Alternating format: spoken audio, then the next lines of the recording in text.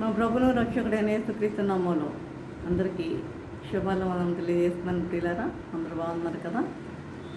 చూడండి, ఈ దినములకు ఏర్పాటు దేవుని లేఖన భాగం చూసినట్లయితే పేతురు రాసిన మొదటి పత్రిక 5వ అధ్యాయము 8వ వచనం. నిబ్బరమైన బుద్ధి గల వారై మెలకువగా ఉండుడి. మీ విరోధి అయిన అపవాది గర్జించు సింహం వలె ఎవరిని మిరుగుదరా అని వెతుకుచూ తిరుగుచున్నాడు. ప్రార్థన చేసుకున్నాం. పరిశుద్ధరా, ప్రేమ గల తండ్రి, నీ పరిశుద్ధ పాదముస్తోత్రం దేవా ప్రభా. తండ్రి, ఇంతవరకు నేను ప్రభావ మమ్మల్ని సజీవులకు వచ్చిన విధానం బట్టి ఆయన మీకు వందనం తెలియజేసుకున్నాను ప్రభా. ఇకనైనా మేము వాక్యం ధ్యానించుకుంటుండగా మాతో ఉండండి తండ్రి. మీరు మాతో ఉండి మాతో మాట్లాడండి నాయన ప్రభు. ప్రతి ఒక్కరు వినగల జీవులు గ్రహించగల మనసును వాక్యానుసారంగా జీవించే జీవితం దయచేయండి. మా ప్రభు నేసిన బ్రతమాలవనంగా పెడుకుంటున్నాం తండ్రి. అమ్మాయి ఇది అంశం ఏంటంటే అప్రమత్తముగా ఉండండి. అంటే మెలకువగా ఉండండి. నిబ్బరమైన బుద్ధి గలవారై మెలకువగా ఉండండి. చూడండి, ఈ రోజుల్లో చాలా చిన్న విషయాల వలన మనిషి కలత చెందుతున్నాడు. చిన్న విషయాలకి కలత చెంది దారి తప్పుతున్నాడు. ఇంకొక విషయం చూసినట్లయితే మొబైల్ ఫోన్ వినియోగం వల్ల, ఈ మొబైల్ ఫోన్ వినియోగం పెరిగిన ఈ రోజుల్లో మనిషి కదిలితే మెదిలితే ఫోన్ చూసుకుంటున్నాడు. ఏంటి, ఏదైనా ఇన్ఫర్మేషన్ వచ్చిందా, రాకపోయినా అది పదే చూసుకుంటూ ఉండటం అలవాటైపోయింది. అంటే ఈ యొక్క మొబైల్ ఫోన్ వినియోగం ఎక్కువ అయిపోయింది కాబట్టి పదే ఫోన్ చూసుకోవడం మన మానవునికి వాడుకైపోయింది. విశ్వాసులు కూడా ప్రార్థన చేసేటప్పుడు కూడా, మరి వాక్యం ధ్యానించేటప్పుడు కూడా ఫోన్ల మీద ఎక్కువగా వారికి ఆసక్తి కనపరిచేవారుగా ఉంటున్నట్లుగా మనము చూస్తున్నాం. విద్యార్థులు కూడా ఆ బుక్స్ ముందేసుకుని కూడా వారు ఫోన్ల మీద ధ్యాస నిలిపేవారుగా ఉంటున్నారు. కాబట్టి ఇది చాలా మరి మంచి పద్ధతి కాదు, కానీ చాలా జాగ్రత్తగా ఉండవలసిన విషయం. మనం చాలా జాగ్రత్తగా ఉండాలి. ఎందుకంటే ఆత్మీయ జీవితంలో కూడా అప్రమత్తంగా ఉండటం చాలా అవసరం. నిబ్బరమైన బుద్ధి గలవారై మెలకుగా ఉండండి, అప్రమత్తముగా ఉండండి అని బైబిల్ చెప్తుంది కదా. కాబట్టి నిబ్బరమైన బుద్ధి అను మాటకు స్వీయ క్రమశిక్షణ అను మాట వస్తుంది. ఆత్మీయమైన క్రమశిక్షణ మనకెంతో అవసరం. మనకి చాలా అవసరం. ఎందుకంటే మన విరోధి అయిన అపవాది గర్జించు సింహం వలె ఎవరిని మృంగుదునా అని వెతుకుతూ తిరుగుతున్నాడు. గర్జించు సింహం వలె ఎవరిని మృంగుదునా అని తిరుగుతున్నాడు. కాబట్టి చూడండి, మనము మన ప్రభువుని మన సొంత రక్షకునిగా అంగీకరించిన మరుక్షణం నుండే అపవాది నీ చుట్టూ తిరుగుతూ ఉంటాడు, నీకు విరోధముగా తిరుగుతూ ఉంటాడు. ఎప్పుడైతే నీవు యేసు ప్రభువాన్ని సొంత రక్షకునిగా అంగీకరించావో అప్పుడు ఈ విరోధి అయిన అపవాది నీ చుట్టూ తిరుగుతూ ఉంటాడు. నీకు విరోధంగా పనిచేయడం మొదలెడతాడు. నీవు పాపంలో జీవించినంతకాలం వాడికి ఏమీ నష్టమేం లేదు. మనం పాపంలో జీవించినంతకాలం వాడికి నష్టమేం లేదు. కాబట్టి ఎందుకంటే మనము వాడి గుప్పిట్లో ఉన్నాం కాబట్టి, పాపంలో మనం జీవించినంత కాలము వాడికి ఎలాంటి నష్టం లేదు. ఎందుకంటే మనము వాడి గుప్పిట్లో మనం ఉన్నాం. కాబట్టి నువ్వు నిర్ణయించబడిన కాలం పూర్తి అవ్వకుండానే నిన్ను సులభంగా మార్చి ఏం చేస్తాడు, నరకానికి తీసుకుపోతాడు కదా. మన పాపంలో జీవించినంత కాలం, మన నిర్ణయించిన కాలం ముగియకుండానే ఏం చేస్తాడు, నరకంలోనికి తీసుకువెళ్ళిపోతాడు. ఎందుకంటే వాడి గుప్పిట్లో మనం ఉన్నాం కాబట్టి. కాలం పూర్తి అవ్వకుండా నేను సులభంగా హతమార్చి నరకానికి తీసుకుపోగలడు. అయితే నువ్వు దేవుని వైపు తిరుగుతూ ఆత్మీయ క్రమశిక్షణ కలిగి ఉండడానికి ఎప్పుడైతే ప్రయత్నిస్తుంటావో అప్పుడు వాడు నీ మీద దాడి చేసి నిన్ను దొంగిలించి హత్య నాశనం చేయడానికి చూస్తాడు. ఎప్పుడైతే మనము దేవుని వైపు తిరుగుతూ ఆత్మీయ క్రమశిక్షణ కలిగి ఉండటానికి ఎప్పుడైతే మనం ప్రయత్నిస్తుంటామో దేవుని వైపు మనం తిరగాలి. దేవుని వైపు మనం తిరుగుతూ ఆత్మీయ క్రమశిక్షణ కలిగి ఎప్పుడైతే మనం జీవిస్తూ ఉంటామో మరి వాడు నీ మీద దాడి చేసి నేను దొంగిలించి హత్య నాశనం చేయడానికి వాడు చూస్తాడు. అందుకని మనం ఏం చేయాలి? రోజు బైబిల్ చదువుతూ ప్రార్థన చేసుకుంటూ స్వీయ క్రమశిక్షణ కలిగి అప్రమత్తముగా ఉండాలి. మనము అప్రమత్తముగా ఉండాలి. ఇప్పుడు రోజు మనం ఏం చేయాలి? బైబిల్ చదవాలి, ప్రార్థన చేసుకుంటూ ఉండాలి. ఈ విధంగా ఉంటూ మనము అప్రమత్తముగా ఉండాలి. ఈ విధంగా ఉండాలని దేవుని వాక్యము మనకి తెలియజేస్తుంది. అప్రమత్తంగా ఉండాలంటే ఏం చేయాలి? అప్రమత్తంగా అంటే మెలకువగా ఉండాలి. మొదటిగా అప్రమత్తంగా ఉండాలంటే దేవుని వాక్యంతో మన హృదయాన్ని నింపుకోవాలి. అప్రమత్తంగా ఉండాలంటే మెలకువగా ఉండాలి అంటే ఈ రెండు ఒకటే. మెలకువగా ఉండాలి అంటే మన హృదయాన్ని దేవుని వాక్యంతో మనము నింపుకునే వారిగా ఉండాలి. నింపుకుంటున్నామా? మనం నింపుకునే వారిగా ఉండాలి. ఆయన వాక్యాన్ని నింపుకునే వారిగా ఉండాలి. అలా నింపుకునే పక్షంలో మన హృదయం ఎలా ఉంటుంది తెలుసా? దుష్టత్వంతో నిండిపోతుంది. మన హృదయము దుష్టత్వంతో నిండిపోతుంది. ఎప్పుడైతే నీ హృదయంలో వాక్యానికి చోటు లేదో అప్పుడు నీ హృదయం దుష్టత్వంతో నిండిపోతుంది. మనం కీర్తన గ్రంథము 1వ అధ్యాయం మనం చూస్తాం కదా. దుష్టుల ఆలోచన చొప్పున నడవక, పాపుల మార్గమును నిలవక, అపహాసకులు కూర్చుండక యెహోవా ధర్మశాస్త్రమును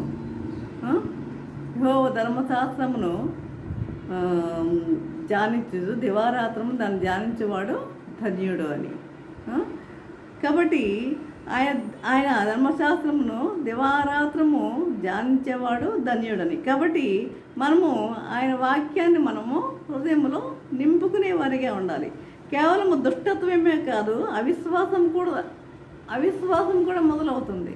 ఎప్పుడైతే మన హృదయంలో చోటు లేదో, దేవునికి చోటు లేదో, వాక్యం అంటే ఎవరు? ఆది అందు యోహాను సువార్త మొదటి వచనంలో చూస్తాం. ఆది అందు వాక్యం ఉండెను, వాక్యము దేవుని యొద్ద ఉండెను, వాక్యమే దేవుడై ఉండెను కదా. వాక్యము అంటే దేవుడు కదా.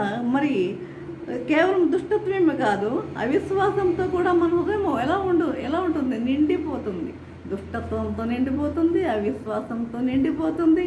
అందుకని అప్రమత్తంగా ఉండాలని పౌలు భక్తుడు చెప్తున్నాడు. హెబ్రీయులకు రాసిన పత్రిక 3వ అధ్యాయం 12వ వచనం చూసినట్లయితే, హెబ్రీయులకు రాసిన పత్రిక 3వ అధ్యాయం 12వ వచనంలో, సహోదరులారా, జీవము గల దేవుని విడిచిపోవునట్టి విశ్వాసం లేని దుష్ట హృదయము మీలో ఎవని యందైనా ఒకవేళ ఉండునేమో అని జాగ్రత్తగా చూసుకొనండి అంటున్నాడు. సహోదరులారా, జీవము గల దేవుని విడిచిపోవునట్టి విశ్వాసము లేని దుష్ట హృదయము మీలో ఎవని యందైనా ఒకవేళ ఉండునేమో అని జాగ్రత్తగా చూసుకోండి. మీలో ఏమన్నా దుష్ట హృదయం ఉందేమో జాగ్రత్తగా చూసుకోండి అని పౌలు భక్తులు అంటున్నాడు. కాబట్టి ప్రతి క్రైస్తవుడు దేవుని వాక్యమును ధ్యానిస్తూ అప్రమత్తముగా ఉండాలి. దేవుని వాక్యాన్ని ధ్యానిస్తూ అప్రమత్తముగా ఉండాలి. అయితే దేవుని వాక్యం నిన్ను పాపం నుండి ఏం చేస్తుంది? దూరం చేస్తుంది. దేవుని వాక్యం నిన్ను పాపం నుండి దూరముగా ఉంచుతుంది. లేదా పాపం నిన్ను దేవుని వాక్యం నుండి దూరముగా ఉంచుతుంది. దేవుని వాక్యం నుండి పాపం ఏం చేస్తుంది? దేవుని వాక్యం నుండి నిన్ను దూరముగా ఉంచుతుంది. కాబట్టి ఈ రెండింటిలో ఏదో ఒకటి తప్పకుండా జరుగుద్ది. దేవుని వాక్యం నిన్ను పాపం నుండి దూరంగా ఉంచుతుంది, లేదా పాపం నిన్ను దేవుని వాక్యం నుండి దూరంగా ఉంచుతుంది. ఈ రెండింటిలో ఏదో ఒకటి తప్పకుండా జరుగుద్ది. కాబట్టి వాక్యానికి ప్రాధాన్యత ఇవ్వడం నేర్చుకోవాలి మనం. వాక్యానికి ప్రాధాన్యత ఇచ్చేవారిగా మనం ఉండాలి. వాక్యానికి ప్రాధాన్యత ఇచ్చేవారిగా ఉండాలి. వాక్యం వింటలో అప్రమత్తంగా ఉండకపోతే కాలక్రమేణా నీ ఆత్మకు వినికిడి లోపం వచ్చి మందబారిపోద్ది. వాక్యానికి నువ్వు ప్రాధాన్యత ఇవ్వకపోతే కాలక్రమేణా ఏమైపోతుందంట, నీ ఆత్మకు వినికిడి లోపం అంటే వినపడదిక. నీ ఆత్మకు వినికిడి లోపం వచ్చి మందబారిపోద్ది. కాబట్టి అందుకనే పౌలు భక్తుడు ఏమంటున్నాడంటే హెబ్రీయులకు రాసిన పత్రికలోనే 5వ అధ్యాయము 11-12 వచనములు ఏమంటున్నాడంటే, యేసును గురించి మేము చెప్పవలసినవి అనేక సంగతులు ఉన్నవి కానీ మీరు వినుటకు మందులైనందున, మందులు అంటే ఈ మందులు కాదు, ఈ మెడిసిన్స్ కాదు, మందులైనందున అంటే మందబారిపోయారు మీరు. మందులైనందున వాటిని విశదపరచుట కష్టం. కాలమును బట్టి చూసితే మీరు బోధకులుగా ఉండవలసిన వారై ఉండగా, మీరు బోధకులుగా ఉండవలసిన వారై ఉన్నారు. మీరు అసలు కాలమును బట్టి చూస్తే ఉండగా దేవోక్తులలో మొదటి మూల పాఠములను ఒకడు మీకు మరలా బోధించవలసి వచ్చెను. మీరు పాలు త్రాగవలసిన వారే కానీ బలమైన ఆహారము తినగలవారు కారు అంటున్నాడు. మీరు పాలు త్రాగవలసిన వారే కానీ బలమైన ఆహారము తినగలవారు కారు అంటున్నాడు. ఈ దినాన్ని కూడా మనలో అనేక మంది ఇలానే ఉన్నారు, ఇలానే జీవిస్తున్నారు. ఇప్పటికే పరిపక్వత చెందిన వారు ఇతరులకు బోధించే స్థితిలో ఉండవలసింది పోయి మనం అనేక మందికి బోధించవలసిన స్థితిలో ఉండవలసింది పోయి మనం ఏం చేస్తున్నాం? స్థితిలో ఉండవలసింది పోయి చంటి పిల్లల వల్ల మనం ఏం చేస్తున్నాం? పాలు త్రాగుతున్నాము. చంటి పిల్లల వల్ల మనం ఏం చేస్తున్నాం? పాలు త్రాగుతున్నాము ప్రియులారా. కాబట్టి రెండవదిగా చూసినట్లయితే అప్రమత్తంగా ఉండాలంటే దేవుని బిడ్డల సహవాసమును కలిగి ఉండాలి. మనం దేవుని బిడ్డల సహవాసాన్ని మనము కలిగి ఉండాలి. చూడండి, హెబ్రీయులకు రాసిన పత్రిక 10వ అధ్యాయం 25వ వచనం చూసినట్లయితే, కొందరు మానుకున్నట్లుగా సమాజంగా కూడట మానక, కొందరు మానుకున్నట్లుగా సమాజముగా కూడుట మానక ఒకరినొకడు హెచ్చరించుచు ఆ దినము సమీపించట మీరు చూచిన కొలది మరి ఎక్కువగా అలాగు చేయుచు ప్రేమ చూపుటకును సత్కార్యములు చేయుటకును ఒకరినొకడు పురికొల్పవలనని ఆలోచించుము. అంటే చూడండి, కొందరు మానుకున్నట్లుగా, ఇప్పుడు మనము చర్చస్కి మనము శివ సమాజం అని ఉపవాస కూడికలని పెట్టుకుంటాం. అయితే సండే వచ్చినంత మరి విశ్వాసులు ఈ యొక్క బుధవారము శనివారం టైంలో కనిపించరు. ఎందుకని కనపడరు? ఆ టైం అవసరం అంటే అక్కడ వాక్యం జరగట్లేదా? కాబట్టి ఆ దేవుని సన్నిధికి మనం వచ్చే వారముగా అంతేగాని వాళ్ళు ఏం చేస్తారు? ఆదివారం విశ్రాంతి దినం అంతే, ఇంక బుధవారము శనివారం మనం వెళ్ళక్కర్లేదు అనుకుంటారు అనమాట. అందుకని వాళ్ళు ఏం చేస్తారు? మానుకుంటారు. బుధవారం రారు, శనివారం రారు, ఒక ఆదివారం మాత్రమే కొంతమంది అటెండ్ అవుతారు. ఇక్కడ కొందరు మానుకున్నట్లుగా సమాజంగా కూడట మానక, మనం ఏం చేయాలి? సమాజంగా కూడుకోవాలి. మనందరం సమాజంగా కూడుకోవాలి. అలా కూడుకోకుండా మానుకుంటున్నారు కొంతమంది. వారి సంగతి ఏంటి? కొంతమంది మానుకుంటున్నారు. కాబట్టి మానుకున్నట్లుగా సమాజంగా కూడటం మానక ఒకరినొకడు హెచ్చరించుచు ఆ దినము సమీపించటం మీరు చూచిన కొలది మరి ఎక్కువగా అలాగు చేయొచ్చు ప్రేమ చూపుటకును సత్కార్యములు చేయుటకును ఒకరినొకడు పురికొల్పవలనని ఆలోచించును.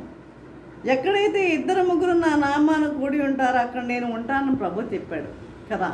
ఎక్కడైతే 2-3 నా నామాను, ఎక్కడైతే 2-3 కూడి నా నామను ప్రార్థిస్తారో, ఏకీభవించి ప్రార్థిస్తారో వారి మధ్య నేను ఉంటానని ప్రభు తెలియజేశాడు కదా. మనం అపోస్తల కార్యం 2వ అధ్యాయంలో మనం చూస్తాం. అపోస్తల కార్యంలో 2వ అధ్యాయంలో చూడండి, మరి అప్పుడు ఇది వాళ్ళందరూ 120 మంది మేడగదిలో కూడుకొని ఉన్నప్పుడు వారందరూ ప్రార్థించారు. వారందరూ అంటే 120 మందే, కానీ వారి మనసంతా వారంతా ఒకే మనసు ఏకీభవించి ప్రార్థించారు. వాళ్ళు ఏక మనసుతో వారు ప్రార్థించారు. వాళ్ళందరూ 120 మంది అయినా ఒకే మనసుతో వారు ప్రార్థించడం వల్ల పేతురు చూడండి, పేతురికి ఎంత ధైర్యం వచ్చింది. ఆ రోజు పరిశుద్ధాత్ముడు వారి యందు ఉన్నట్లుగా మనం చూస్తున్నాం.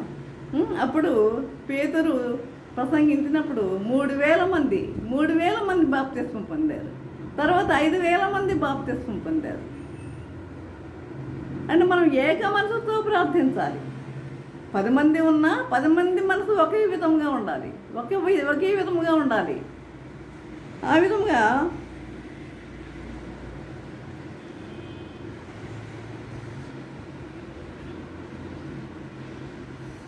కాబట్టి కొంతమంది ఏం చేస్తారు చూడండి, ఇంట్లో ఆన్లైన్ సర్వీస్ అని పెట్టేసుకుని చర్చెస్కి వెళ్ళటం కూడా మానేస్తారు. చర్చెస్ కూడా వెళ్ళడం మానేస్తారు.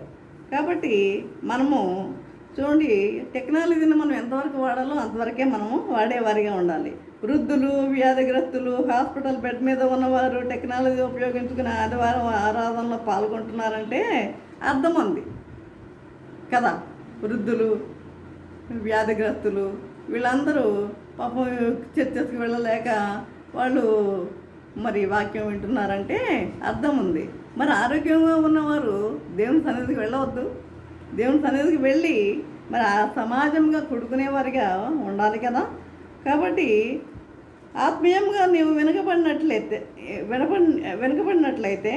విశ్వాసులు సంఘంగా కూడి ప్రార్థన చేసినప్పుడు ఆత్మ ప్రపంచంలో అనేకమైన అద్భుత కార్యాలు జరుగుతాయి.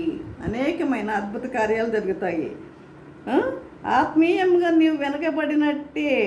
ఎప్పుడు నువ్వు మందిరానికి వెళ్లకుండా ఇంట్లో ఉంటున్నావంటే నువ్వు ఆత్మీయంగా వెనుకబడినట్లే. నువ్వు మందిరానికి రాకుండా ఇంట్లోనే కూర్చొని చాలామంది టీవీల్లో పెట్టుకొని ఆన్లైన్ సర్వీసులు టీవీల్లో వస్తాయి, ప్రసంగాలు అవన్నీ చూసి తృప్తి పడుతూ ఉంటారు.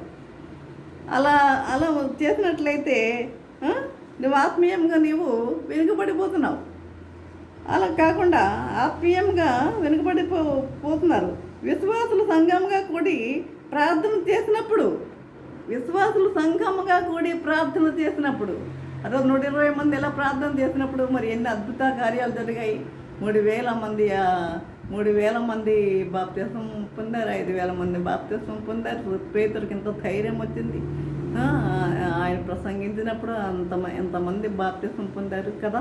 కాబట్టి వాళ్ళందరూ ప్రార్థన చేసినప్పుడు ఏక మనసుతో వారు ప్రార్థన చేసినప్పుడు ఆత్మ ప్రపంచంలో అనేకమైన అద్భుత కార్యాలు జరుగుతాయి. విశ్వాసులంతా కలిసి ప్రార్థన చేస్తే అద్భుత కార్యాలు జరుగుతాయి ఖచ్చితంగా. మందిరంలో ఆరాధన చేస్తున్నప్పుడు కోటానుకోట్ల దేవదూతలతో కలిసి మనము కూడా దేవుణ్ణి మనము ఆరాధించగలుగుతాం. కోటానుకోట్ల దేవదూతలతో కలిసి మనం కూడా దేవుని ఆరాధించగలుగుతాం. ఆరాధనలో గొప్ప శక్తి ఉంది. సమాజంగా కలిసి లేఖన భాగాలను బయటకు వినపడేలా చదువుతున్నప్పుడు ఈ వాతావరణంలోనికి సజీవమైన దేవుని వాక్యాలను విడుదల చేస్తున్నాం మనం కదా.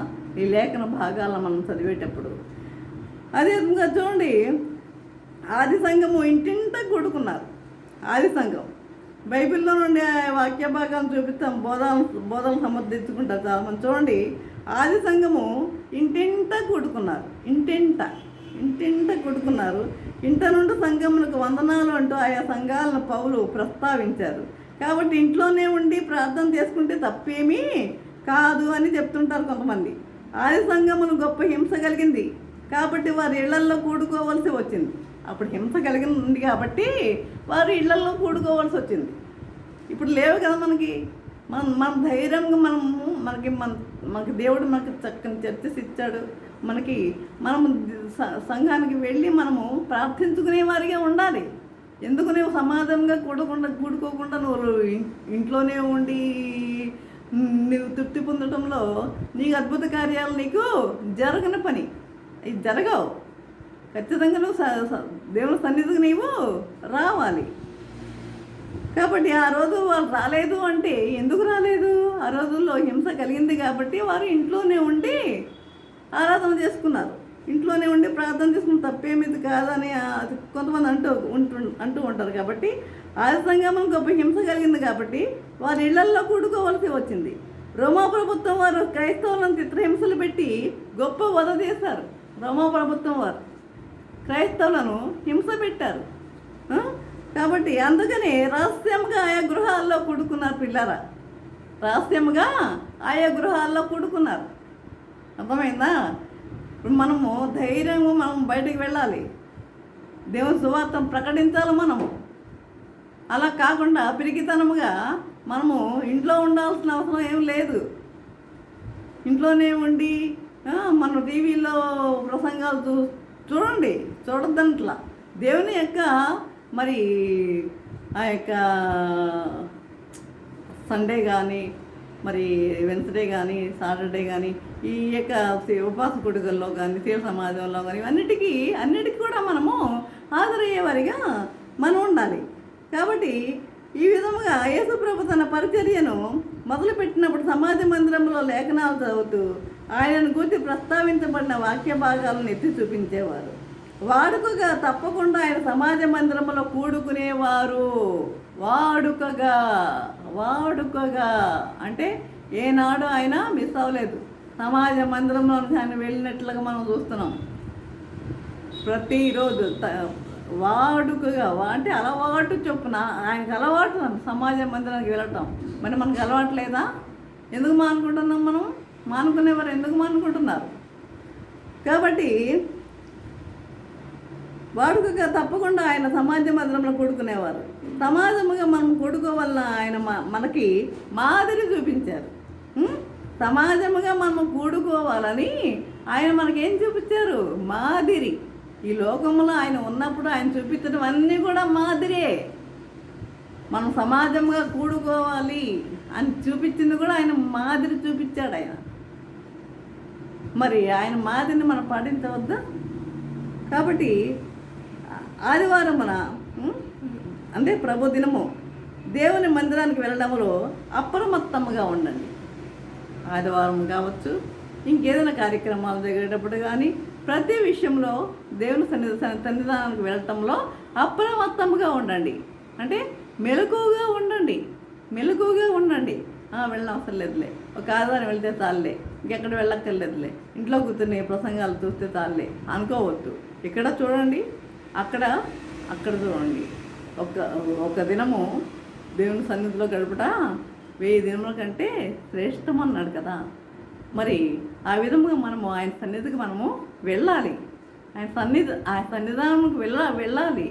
వణుకుతూ, భయముతో, భక్తితో ఆయన సన్నిధిలో మనము ప్రవేశించే వారిగా ఉండాలి. కాబట్టి ప్రియులారా, మరి ప్రతి ఒక్కరూ ఎవరైతే మానుకుంటున్నారో, సమాజంగా కూడుకోకుండా మానుకుంటున్నారో అలాంటి వారికి నేను చెప్తున్నాను, ఇది సమాజంగా కూడుకోమని దేవుని వాక్యం తెలియజేస్తుంది. ఆయన కూడుకున్నారు. వాడుకగా ఆయన సమాజ మందిరానికి ఆయన వెళ్ళాడు. ఆ విధంగా మనము కూడా ఇంట్లోనే మనం చూస్తున్నాంలే అని అనుకోకుండా ఎంత టైం, ఒక 2 గంటలు అంతే కదా. ఆ టైంలో మనము దేవుని సన్నిధానానికి మనం వెళ్ళే వారముగా ఉండాలి. ఆ విధంగా ఉండాలని దేవుని వాక్యము తెలియజేస్తుంది. ప్రభు వారు తెలియజేస్తున్నారు. వాడుకగా కూడుకోండి, ఆదివారము వెళ్ళండి. ఇంకా వేరే ఉన్నప్పుడు ఈ విధముగా మనము దేవుని సన్నిధానంలో మనము కొడుకునే వారిగా ఉండాలని ఈ విషయంలో అప్రమత్తముగా ఉండమని ప్రభు వాక్యము తెలియజేస్తుంది. ఈ విధంగా జీవించుటకు పరిశుద్ధాత్మ దేవుడు సహాయం చేసి నడిపించను గాక. ఆమె నిన్న ప్రార్థన చేస్తున్నాం.